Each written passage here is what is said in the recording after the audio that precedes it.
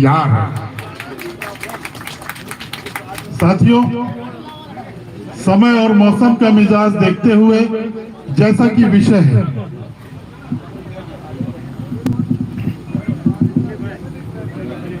जैसा कि आज का विषय है भारतीय संविधान की भारत की संप्रभुता को बचाने के लिए और लोकतंत्रात्मक गणराज्य बनाने के लिए भारतीय संविधान की मूल भावना को लागू करना अनिवार्य है। कैसे? तो साथियों, मैं बताना चाहता हूं, कुछ ज्यादा नहीं, बस इतना जेहन में रख लीजिए कि जो संविधान की बात करेगा वह भारत पर राज करेगा, जो संविधान का सम्मान करेगा वो भारत पर राज करेगा। साथियों, ये बात हमने 2016 में दिल्ली के रामलीला मैदान में जब पहली बार संविधान दिवस मनाया था और 2015 में हमने इस देश को एक दिशा देने के लिए एक आंदोलन छेड़ा था और इस देश में संविधान दिवस मनाने की परंपरा का आगाज किया था तो बाम सेफ और राष्ट्रीय मूल निवासी संघ ने किया था।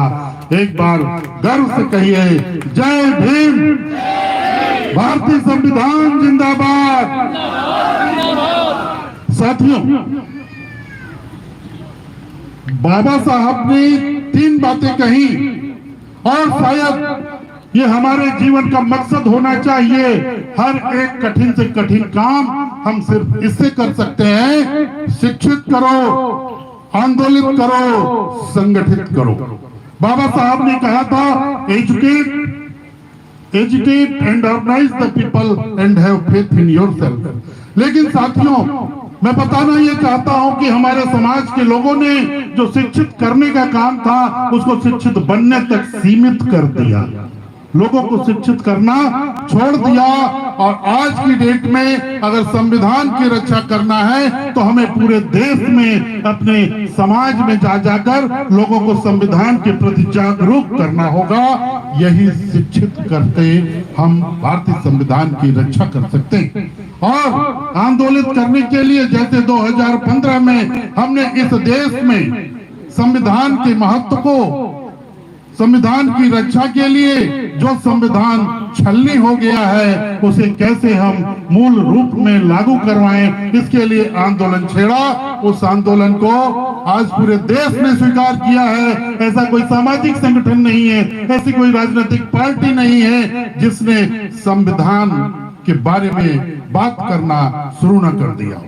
तो साथियों, मैं कहना यह चाहता हूं, बस हमारे ऊपर विश्वास होना चाहिए, हमें अपने ऊपर, और हमें अपने ऊपर विश्वास करने के लिए हमें कुछ चीजें समझनी होंगी। संगठित करना है तो क्या संगठित करना है? हमें अपने आप को सामाजिक और राजनीतिक रूप से संगठित करने की आवश्यकता है। यहाँ पर सामाजिक रूप से संगठित करने का मतलब जितने भी सामाजिक संगठन हैं वो भले अलग अलग हैं, लेकिन उन्हें अपना काम तेज कर देना चाहिए और संविधान के प्रति लोगों को शिक्षित करना चाहिए।